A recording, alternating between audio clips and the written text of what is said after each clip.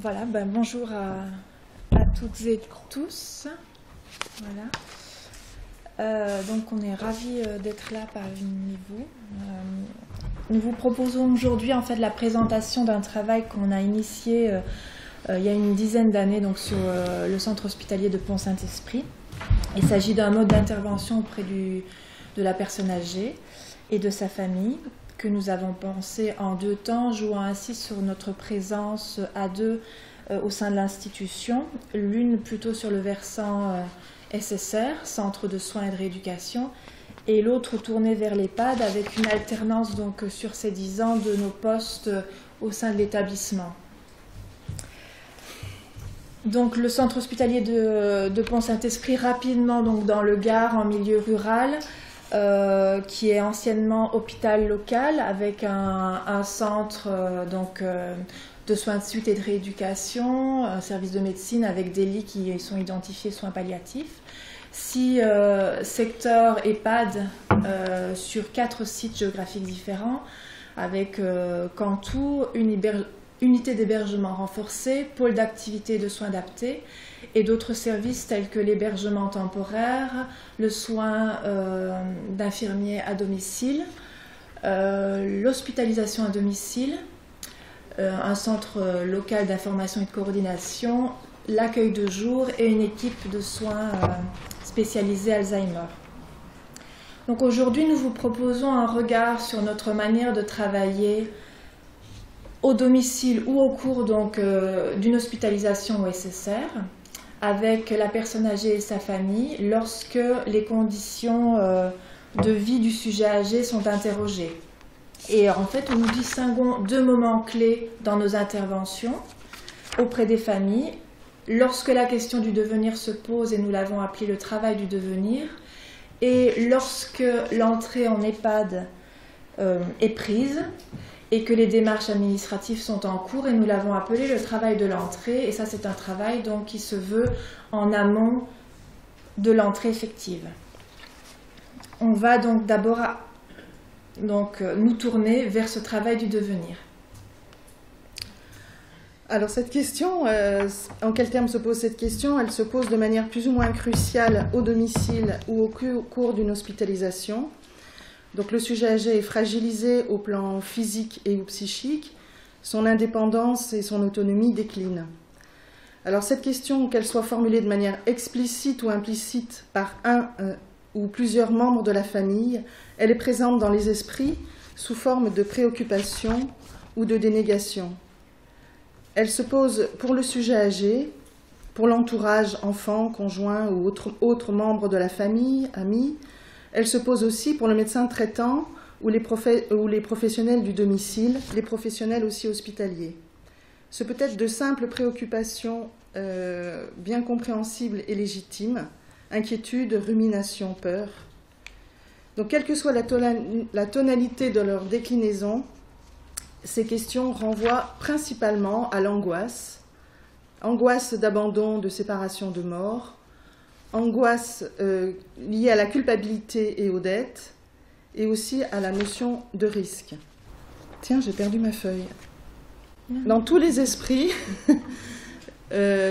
pour tous en tout cas, l'idée c'est qu'il y a 3 alternatives aux questions qui se posent. C'est présent. La question donc de l'EHPAD, de l'institution, le domicile ou un autre domicile, et le cimetière. Donc, et oui. Alors, les représentations des uns et des autres vont se confronter. Pour certains, un véritable cauchemar, pour d'autres, un havre de paix.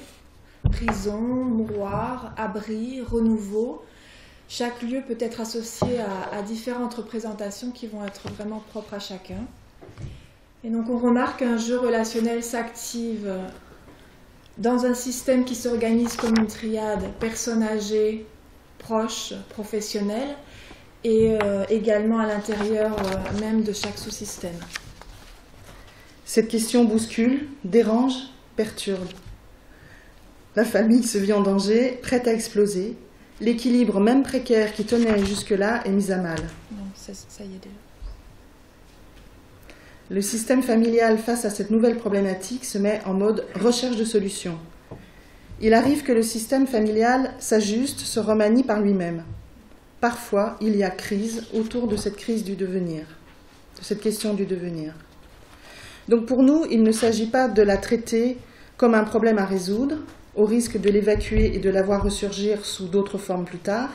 Nous proposons de la travailler ensemble. Ce peut être au domicile ou en SSR, comme nous l'avons présenté dans le schéma. Il s'agit d'offrir l'occasion aux membres de la famille d'échanger entre eux, d'exprimer crainte, désir, souffrance, dette et vengeance.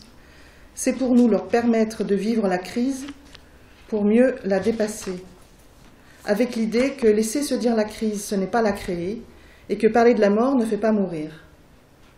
Le travail du devenir, c'est pour les familles accepter, supporter de vivre l'épreuve de l'incertitude et du flou, la phase la plus déstabilisante et la plus éprouvante de tout processus de changement. Ça marche ?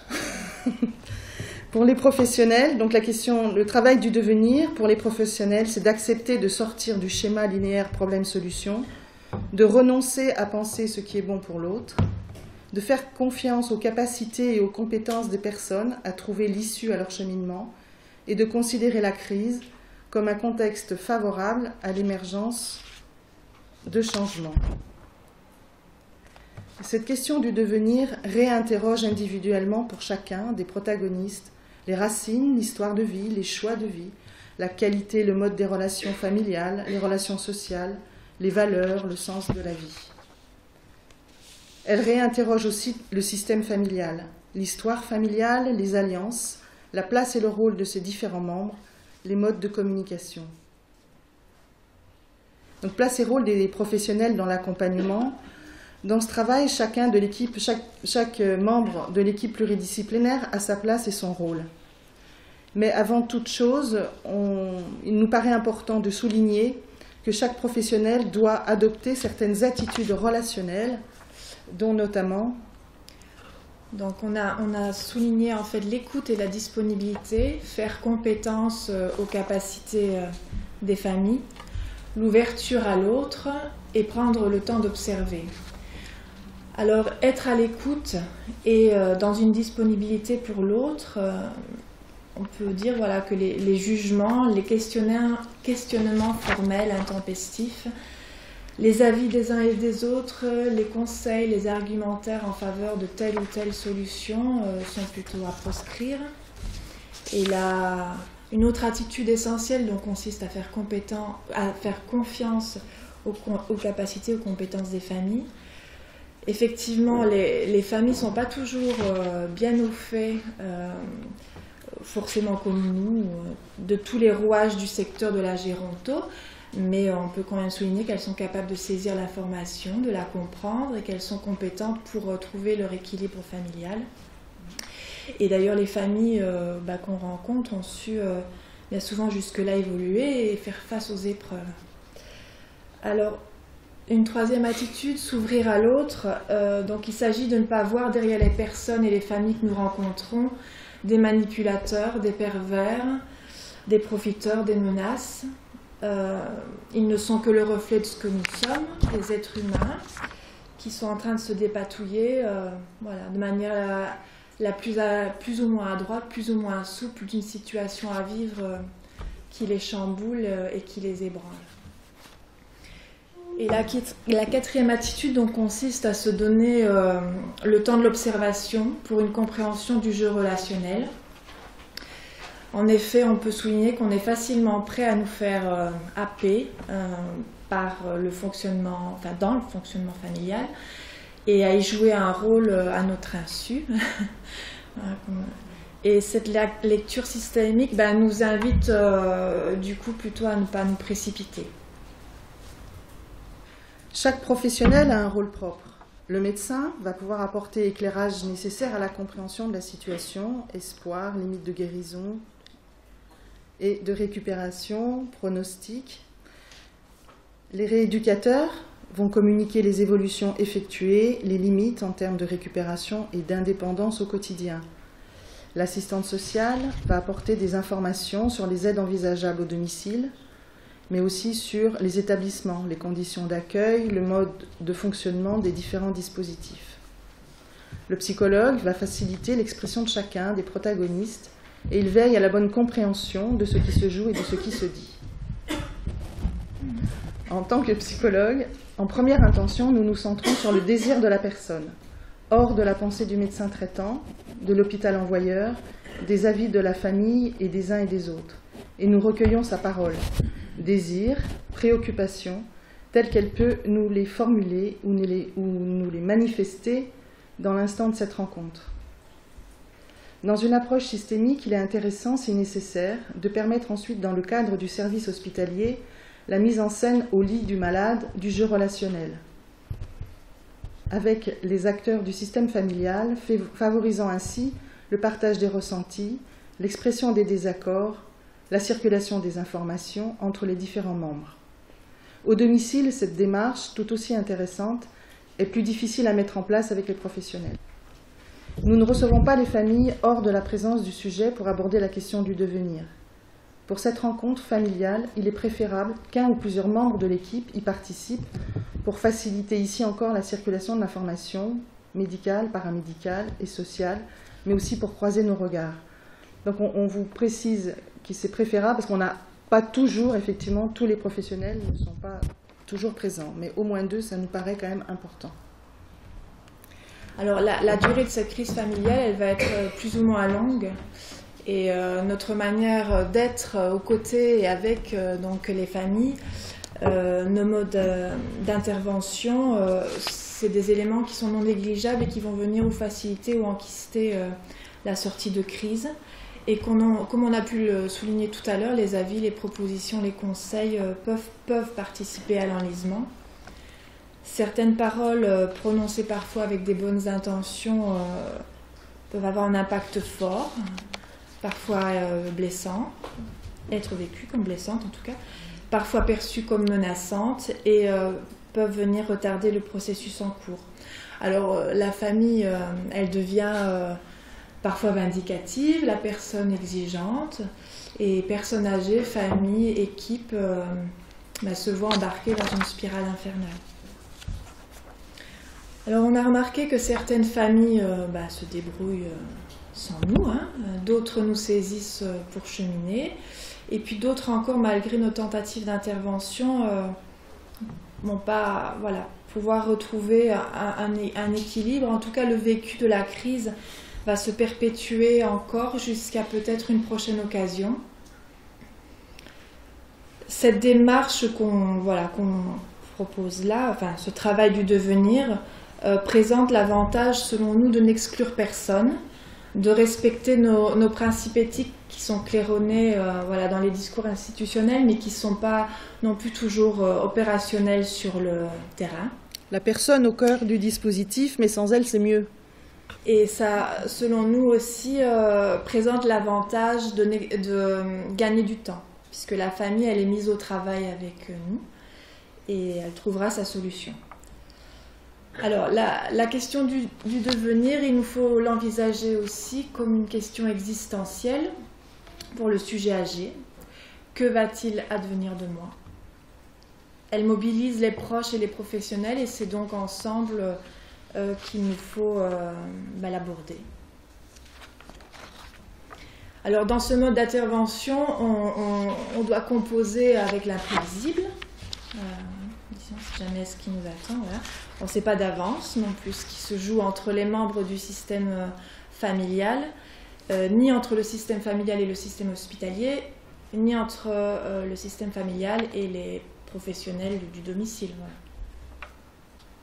Donc on avait prévu une vignette clinique, mais vu le temps imparti, on se réserve peut-être la possibilité de l'aborder pour illustrer, de revenir tout à l'heure sur cette vignette. Donc, au terme de cette phase du travail du devenir, la famille prend une décision.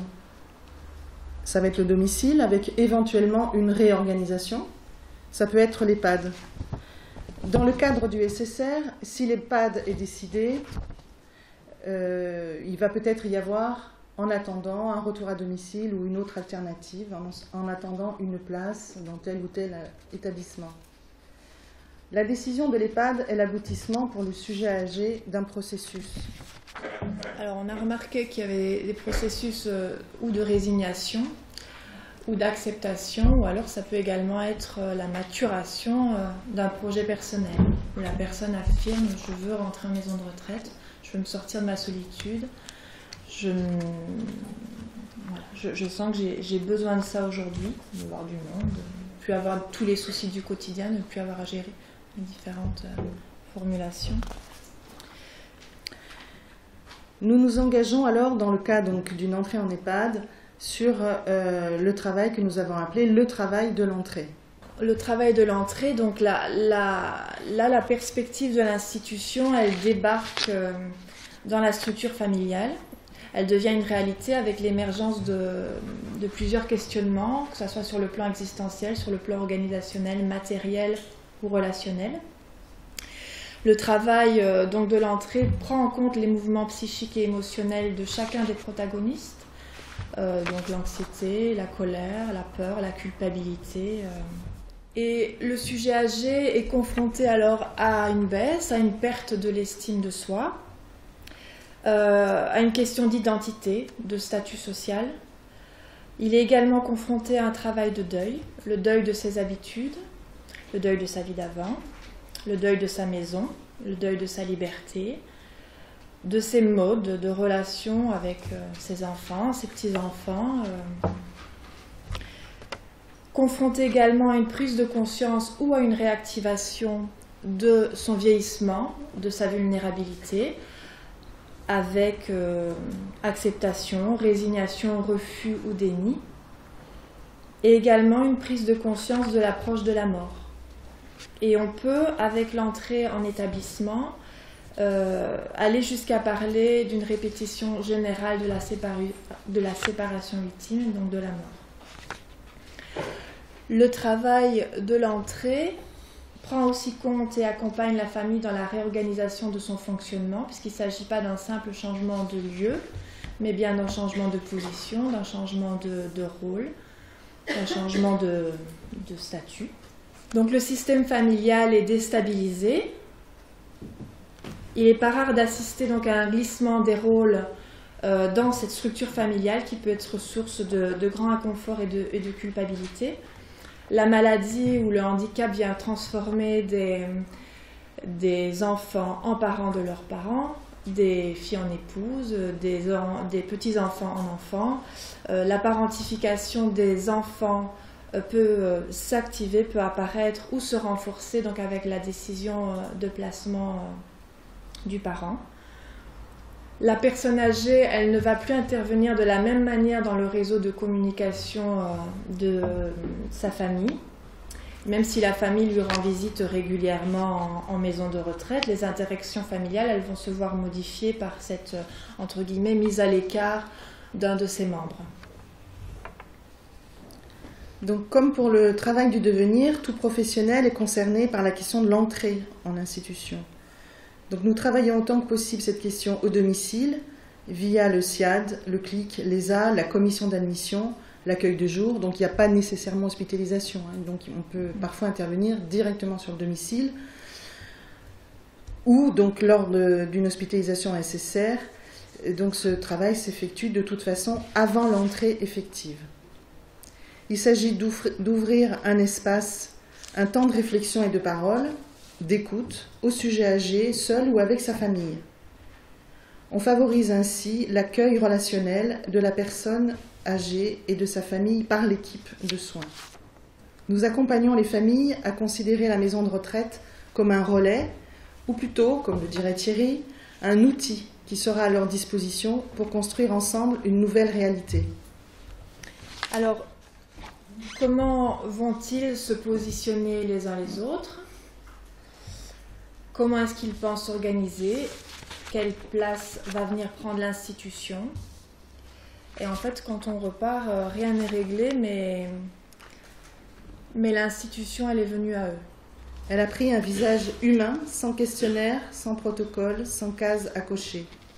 Et il y a quelque chose, en fait, de l'ordre de la relation humaine, de la rencontre à l'autre qui a commencé à se dessiner. Alors là, on va vous présenter en fait voilà, un document qu'on a mis en place pour faire du lien avec les équipes qui vont accueillir la personne, et pour faire du lien avec cette équipe, en tout cas avant l'entrée de la personne,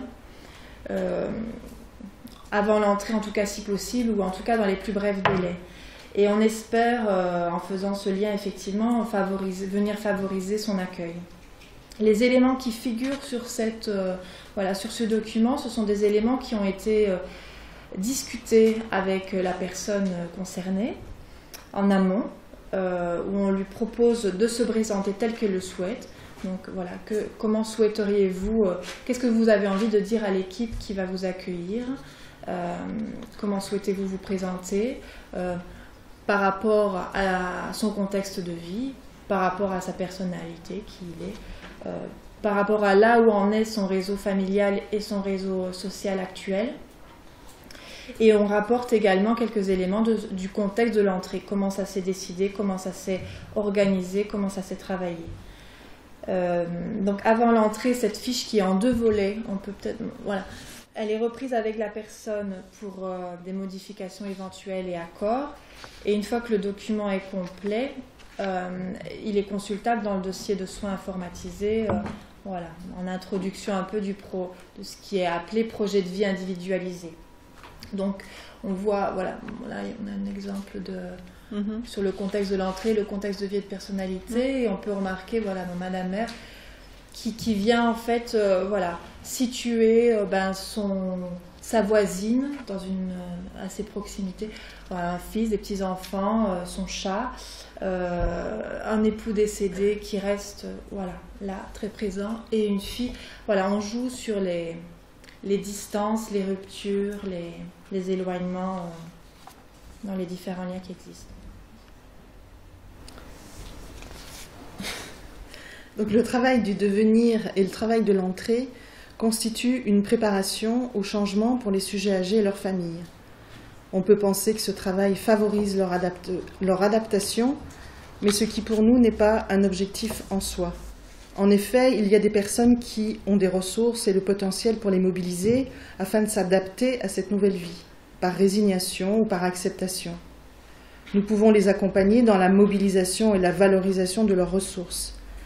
Il y en a parmi eux qui vont y arriver très bien tout seuls. Il y en a d'autres, par contre, qui ne cesseront pas d'investir d'autres projets. Rentrer chez eux, aller vivre chez leur fille, mourir.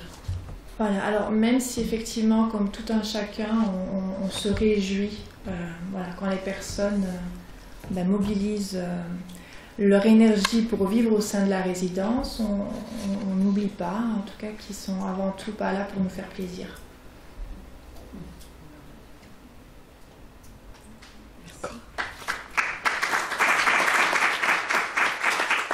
Alors la dernière diapo dit qu'en est-il aujourd'hui de notre démarche et qu'en sera-t-il demain. Donc en fait, on propose effectivement d'en discuter à partir de vos expériences aussi, et puis pouvoir aborder la question du demain. Alors puisque la question vous est posée, qu'est-ce que cette pratique originale vous interroge, vous interpelle? C'est-à-dire que vous allez, avant l'entrée, vous allez au domicile.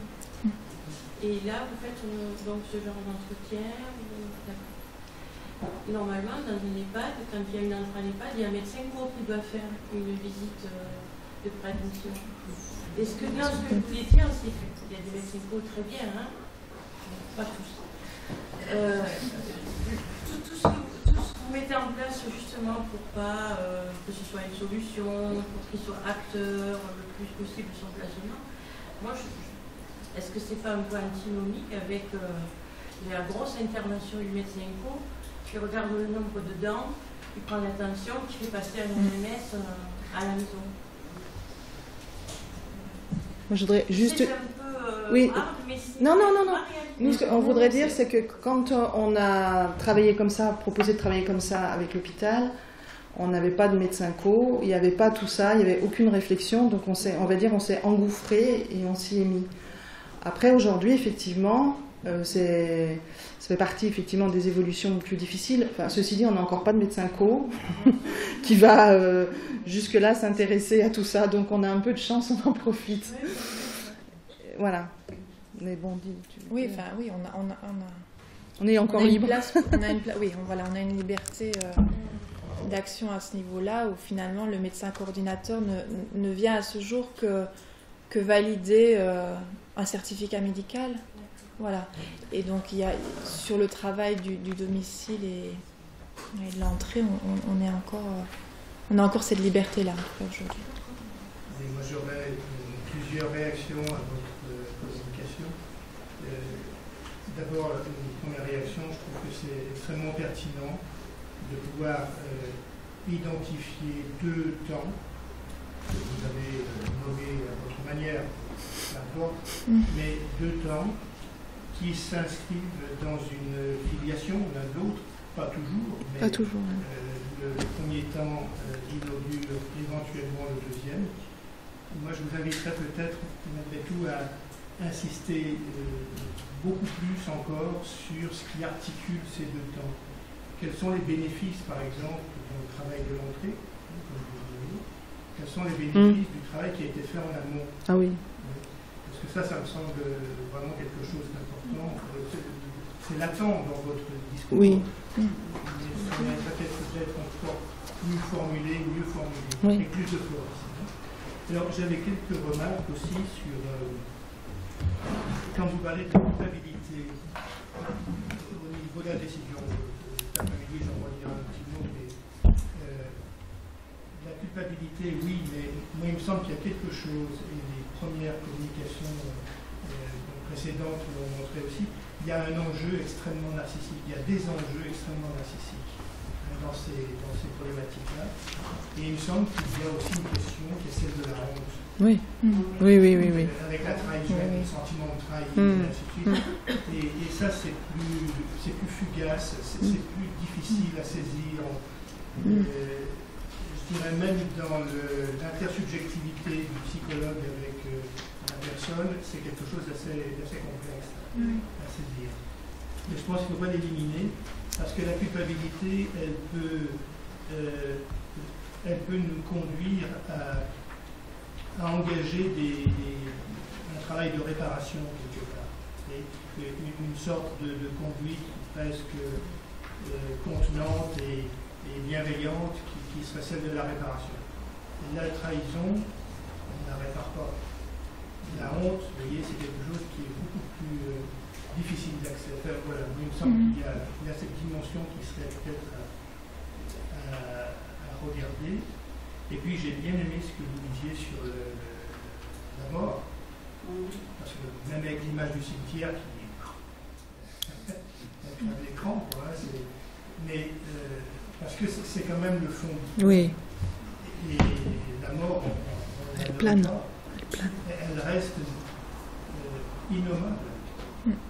Alors vous faites, vous, l'effort d'en parler, d'aller chercher quelque chose là-dessus. C'est vraiment le cœur de la question, le cœur de la problématique. On le voit par exemple dans les mouvements d'EHPAD actuellement. On parle, il y a des journaux qui titrent sur les mouroirs.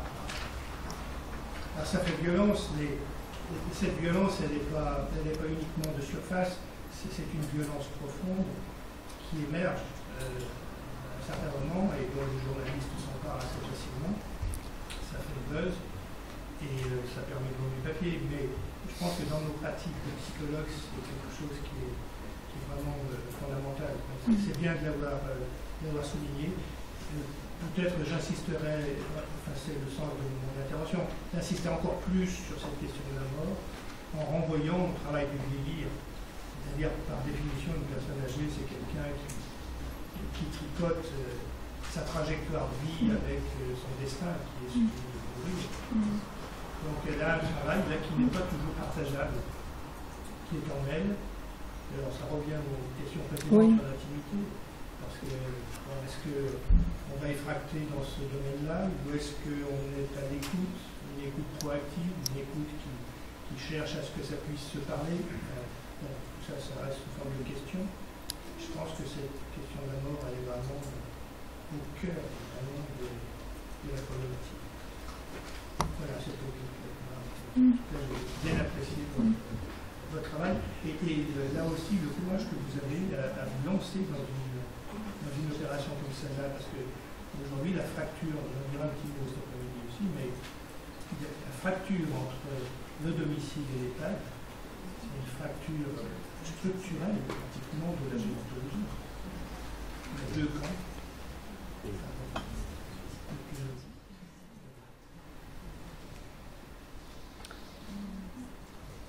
Peut-être juste dire quand même que ce travail, il est un peu mis à mal aujourd'hui.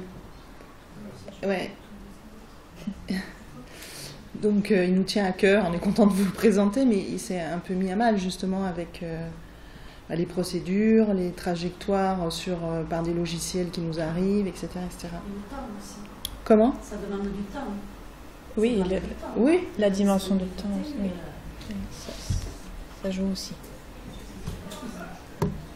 Vous savez, il faudrait, je suis désolé, mais il faudrait qu'un jour on se lance. Moi, je suis trop vieux maintenant pour le faire, mais des jeunes comme Thierry pourraient le faire. Non, les jeunes, ils sont là. Avec qu'on puisse prendre la mesure du temps perdu qui permettrait de gagner, ça c'est sûr. Par la suite. Parce que toutes les complications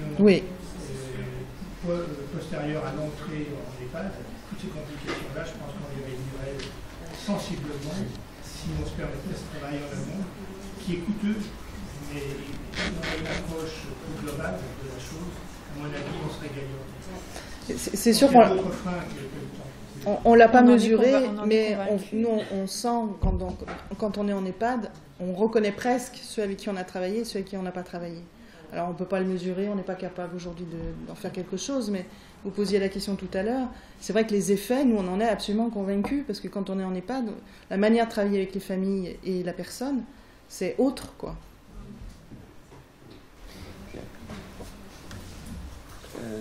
Dans un établissement où j'ai travaillé, on l'avait fait, on n'a pas publié, on aurait dû le faire plus scientifiquement, mais et ça c'est possible pour n'importe quel jeune professionnel arrivant dans un établissement où il n'y a pas de pratique avec des familles ou de travail en amont, c'est d'être comptable du temps dès que les infirmières ou les aides-soignants passent à répondre aux sollicitations, aux plaintes et aux doléances des familles.